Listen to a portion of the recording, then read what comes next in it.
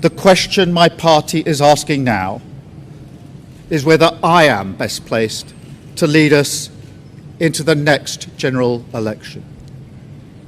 I have heard the answer of my parliamentary party to that question, and I accept that answer with good grace.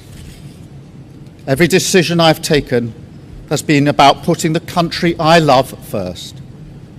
That is why I will resign as leader of the Labour Party. I have spoken to His Majesty the King this morning to inform him of my decision. I will ask the National Executive Committee of the Labour Party to set out a timetable with nominations opening on the 9th of July and completed by the summer recess.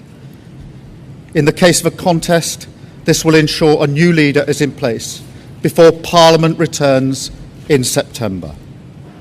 I will remain in post as Prime Minister until the contest is complete, and I will do everything I can to ensure an orderly handover of power. I will also give my successor my full and unequivocal support, knowing that they will inherit a Britain that is far stronger and fairer than the one I inherited 2 years ago, better prepared for the challenges ahead, and better able to ensure the Labour Party secures a second term in office.